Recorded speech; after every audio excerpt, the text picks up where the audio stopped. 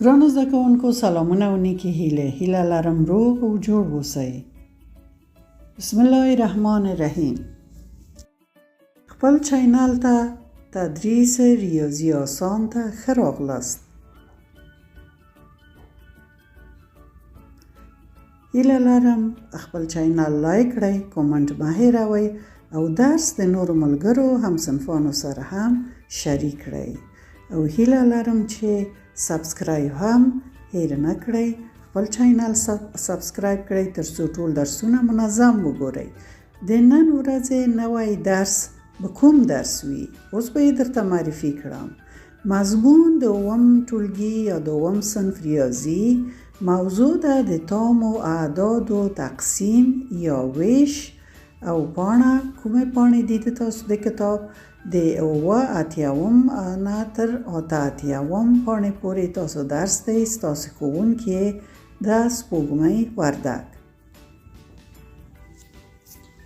څنګه چې تاسو وینئ د تاسو د کتاب لومړی پاڼه د دغه درس ته په دغه شکل یې درته راوستلې چې د تامو عددونو ویش یا تقسیم یې هدف دی دلته یې لیکلي، او بیا یې د دایرې په منځ کې ځینې تام عددونه ضرب کړي چې هلته په تورو دایرو کې دغه علامې سمې نه معلومي، خو په دغه د مربع په منځ کې علامې ښې معلومي. درته سوالیه یې پرېښې که مثبت 8 تقسیم په منفي 6 وشي نتیجه به یې څه وي، که منفي 18 تقسیم په منفي 6 وشي نتیجه به یې څه وي، یعنې دواړه عددونه که مثبت او مثبت وي تقسیم شي څه به وي نتیجه یې، که منفي او منفي وي نتیجه به یې څه وي، او که مختلف العلامه وي نتیجه به یې څه وي. دا یې دلته درته ښودلي. او پس دغه یې دلته یو جدول لوستلی چې په دغه جدول کې تاسو ته یې هم ضرب ښودلی، هم یې ویش ښودلی، هم یې ویش یا تقسیم ښودلی.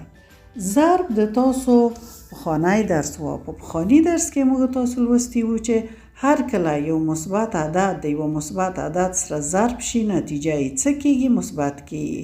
او هر کله چې منفي عدد د منفي عدد سره ضرب شي نتیجه یې بیا هم منفي کېږي. یعنی هم علامه عددونه که یو د بل سره ضرب شي نتیجه یې مثبت کېږي. څنګه چې تاسو په دغه جدول کې هم ګورئ، مثبت 6 ضرب په مثبت 3 مثبت 18 شوي، منفي 6 ضرب په منفي 3 بیا هم مثبت 18 شوي. چپ لاس ته درته ښایم د ضرب عملیه چې لیکل شوی د هغه د لاندې وګورئ، او همدارنګه ښي لاس ته که تاسو وګورئ مثبت 18 تقسیم په مثبت 6 یعنی یو مثبت عدد تقسیم په مثبت عدد بیا هم څه شوی؟ مثبت شوی. او مثبت 18 تقسیم په منفي 6 یعنی مختلف العلامه اعداد چې تقسیم شي نتیجه یې څه شوی ده؟ منفي شوی. عیناً د ضرب په شان مختلف العلامه عددونه په تقسیم کې نتیجه یې منفي کېږي، مثبت او منفي، منفي او مثبت، منفي کېږي. مګر که مثبت او مثبت تقسیم شي او یا منفي عدد منفي عدد سره تقسیم شي نتیجه یې څه کېږي؟ نتیجه یې مثبت کېږي. نو د دې لپاره تاسو په کتاب کې بله برخه چې دلته لیکلې ده هغه د نتیجې په ډول یې لیکلې.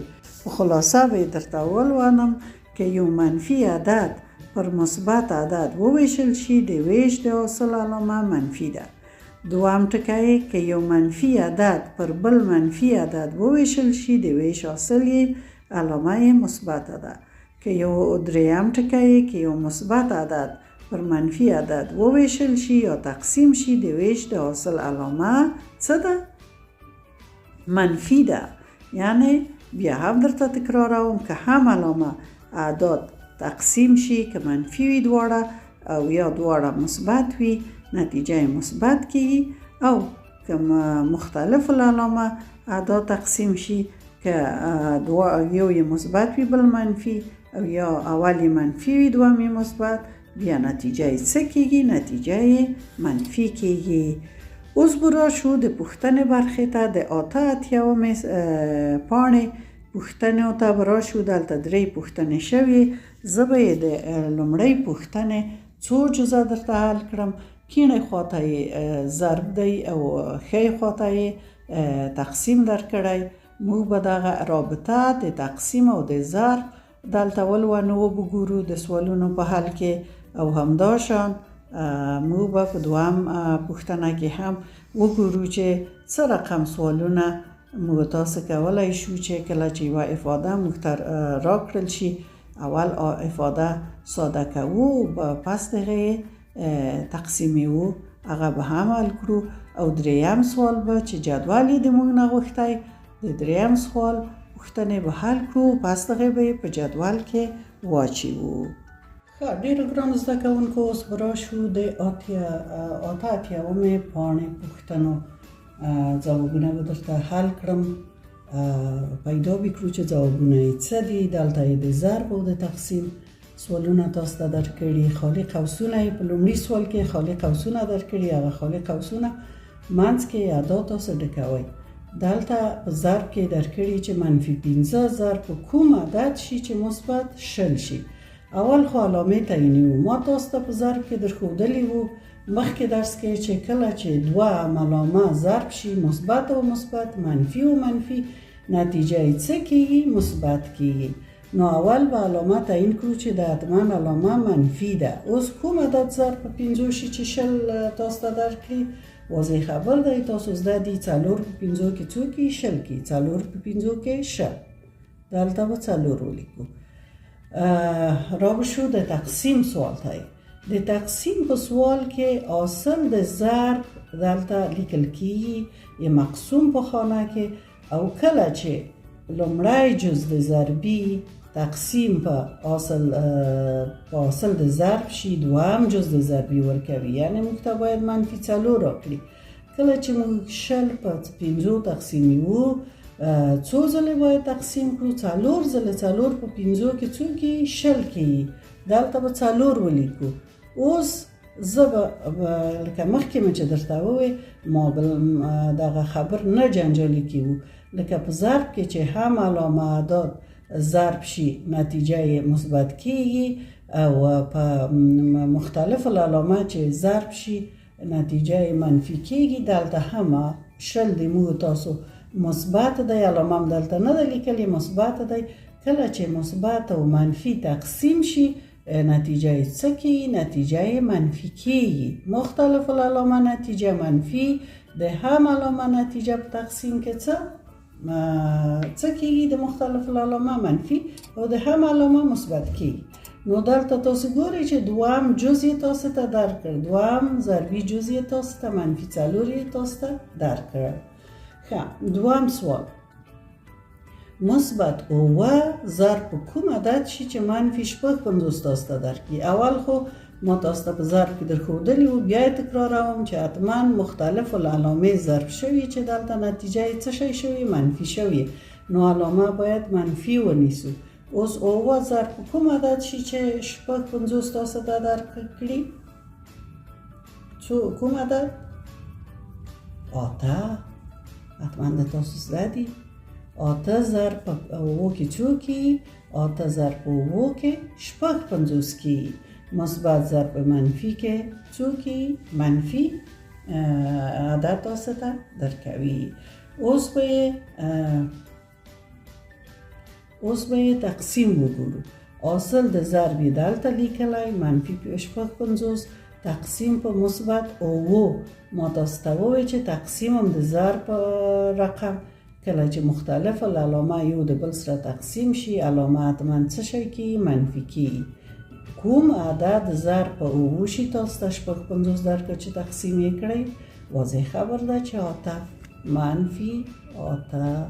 تاسو ته وینئ چې تاسو ته کوم عدد درکړ؟ دوهم جز ضربي تاسو ته درکړ.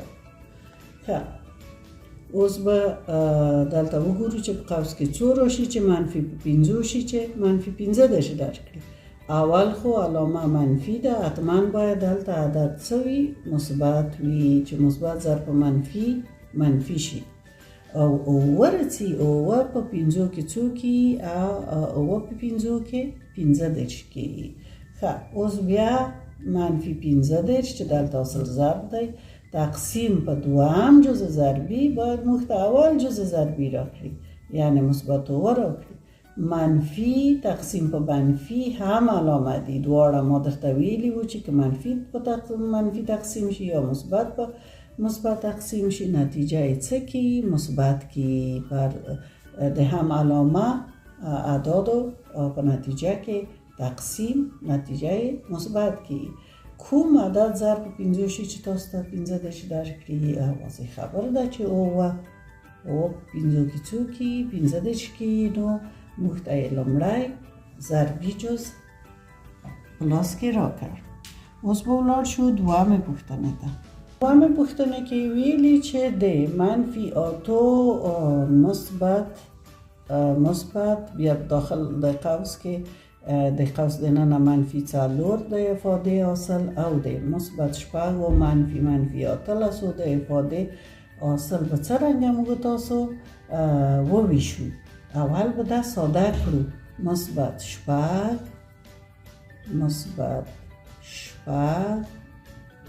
منفي 18 به ساده کړو، یعنی د ضرب اولیه به په اجرا کړو. دلته قوس د ضرب منور کوي. مثبت 7 په خپله منفي ضرب په منفي کې څو کی علامه مثبت کی مثبت 18 مساوي ده. 18 جمع 7 څو کی 24 مثبت 24 دا هم ساده کړ. اوس به دوامه افاده منفي 8 بیا څه راغلي مثبت منفي 4 مساوي کی به منفي 8 په خپله د قوس نه وباسو. مثبت ضرب په منفي څه کی منفي مختلف علامه دي 4 په خپله مساوي کی به. اوس دلته منفي و منفي متوسمه منفي د تام اعدادو کار کړی. کله چې دوه هم علامه عددونه یو ځای راشي نو علامه مشترکه ته مخ نیول کیږي. که مخکې چې مو ونیوه مثبت مخکې ونیوه مشترک علامه ته مخ ونیول شوه او اعداد جمع شول. 8 و 4 څو کی 12 کی. اوس به وویشو تقسیم بکړو. دا ځله به دغه رقم تقسیمو په ځای به که مخکې چل کړل اختصار نه به کار واخلو چې تاسو اختصار هم ځای شي. مثبت 24 دواړه تقسیم او اختصار یوه معنا ورکوي منفي 12. کله چې مثبت او منفي مختلف علامه اعداد تقسیمیو نتیجه یې څه کی منفي کی. یو په 12 کې 12 دوه په 12 کې 24 منفي 2 د موږ د تاسو د سوال حل شو. دا یو چې زده شوي وي. اوس به راشو درېیمې پوښتنې ته. درېیمه پوښتنه کې ویلي چې تاسو دالان د عملي پوره ضرب او ویش اجرا کړئ او پس د هغې جدول ورته جوړ کړئ. په جدول کې یې ولیکئ. ښه اول به خپلې عملیې ترسره کړو. منفي 8 ضرب په مثبت 4 څو کی منفي ضرب په مثبت کې کی منفي مختلف علامه دی 8 ضرب په 4 کې 2. مثبت 15 ضرب په کوم عدد شي چې منفي 200 تاسو ته درکړي. اول خو یو صفر باید دلته ولیرو چې صفر دلته هم 0 ضرب په 0 او 15 ضرب په کوم عدد شي چې شل تاسو ته درکړي. واضح خبر ده چې 4 ضرب په 15 کې شل کیږي. او مثبت ضرب په کوم عدد کوم علامه شي چې منفي شي په منفي کې ضرب شي منفي 40 هم ترلاسه کړل. ښه اوس به بل سوال یې حل کړو. خانه خالی تقسیم منفي 4 مساوي په مثبت 0. اوس باید موږ تاسو هم علامه د دې سره ضرب کړو چې نتیجه یې مثبت ده. نو منفي باید دلته ونیسو. کوم عدد په 4 کې تقسیم شي چې موږ تاسو ته 0 راکړي؟ پوهیږئ چې کوم عدد؟ آسانه طریقه یې دا ده چې دغه دواړه عدد تاسو ضرب کړئ. تاسو ته هغه لومړی جز درکوي. 2 په 4 کې څو کی 2 په 4 کې 8 کی او 0 هم ته څنګه 80. د 80 عدد چې تقسیم شي په منفي 4 منفي کې چې تقسیم شي مثبت 1 4 4 2 4 د څو کی 8 کی او 0 هم ته څنګه 0. ښه اوس به بل سوال ته راشو. منفي 2 تقسیم په 6. مثبت او منفي مختلف دي، باید نتیجه څه شي؟ منفي 2 چې په 6 تقسیم کړي کوم عدد درکې وي؟ 9 درکې وي. 9 په 4 کې 9 په 6 کې چې ضرب شي 2 درکې وي. ښه اوس دلته په ضرب دی د منفي 2 سره کوم عدد ضرب شي چې منفي 2 درکړي؟ د منفي 2 سره کوم عدد ضرب شي؟ اول خو عدد باید مثبت وي. ښه د منفي 2 سره اول خو باید عددم 6 وي. 6 2 په 6 کې 12 حاصل په 1 بیا باید 3 وي. 3 2 په 3 کې 6 یو حاصل لرو 9 منفي 2. منفي 10 تقسیم په کوم عدد شي چې مثبت 10 شي؟ ښه نو دا چې منفي دی دلته باید حتما منفي وي چې عملنامه تاسو ته مثبت درکړي. نو دا چې په خپله 10 ورکړی حتما عددم څو دی؟ عددم 1 دی. 10 تقسیم په 1 یعنی 10 ضرب په 1 مثبت ضرب په منفي 10 په 1 چې ضرب شي څو کېږي؟ 10 کېږي. باید وکړه چې ښه مو زده شوي ده. ښه لومړی سوالم د ضرب په ونیسو. د ضرب په برخه کې منفي 8 ضرب په مثبت 4 مساوي په منفي 2. ښه موږ تاسو دا په تقسیم کې څه رقم نیول؟ حاصل ضربم د مقسوم په ځای نیوم منفي 2 تقسیم به که په دوام جزء ضربی تقسیم کړو اول جزء ضربی را کوي، که په لومړي جزء ضربی تقسیم کړو څرکی وي دوام جزء ضربی را کوي. راځي چې په دوام جزء ضربی ضرب تقسیم کړو. تقسیم په مثبت 4 باید موږ تاسو ته څه شی را کړي؟ اول جزء ضربی را کړي. ښه دلته کله چې موږ تاسو منفي په مثبت تقسیمیو مختلف علامه د علامه منفي کیږي. اوس چې 2 په 4 تقسیم شي څو ځله 4 2 کی 8 ځله 4 2 کی منفي 8 ګوري چې موږ ته لومړی جزء ضربي موږ ته نتیجه کې راکړ. او دوام سوال به ونیسو. مثبت د هم ضرب دی په ضرب کې نیسو. مثبت 50 ضرب منفي 4 مساوي په منفي 200. حاصل ضرب دلته ونیسو منفي 200 تقسیم به منفي 4 به ونیسو. دوام جزء ضربی باید اول جزء ضربی مخترع کړي.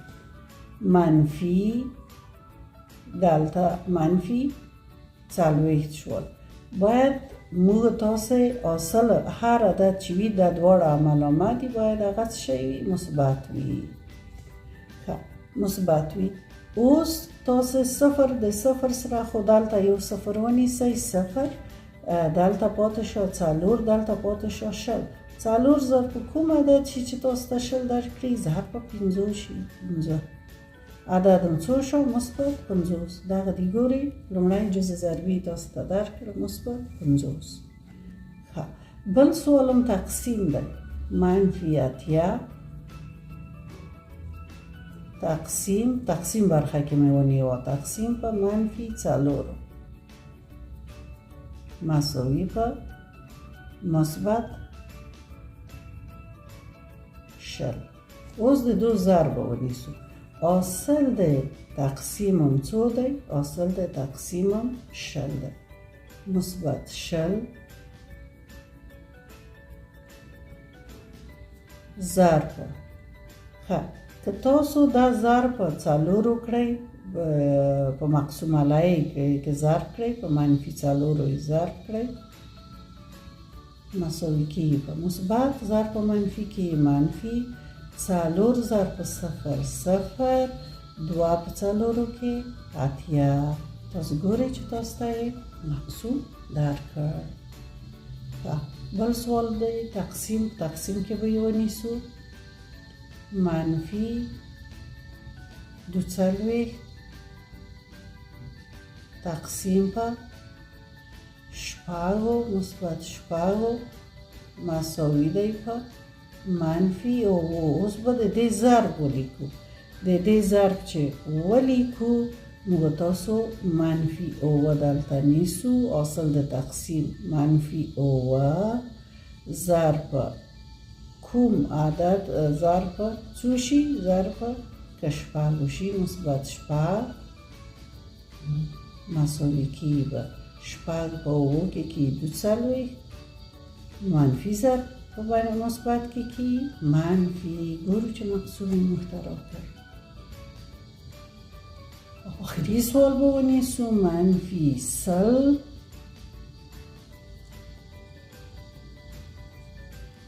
تقسیم به منفي 1 مساوي به مثبت 100. اوس به حاصل د تقسیم دلته ونیسو. مثبت 100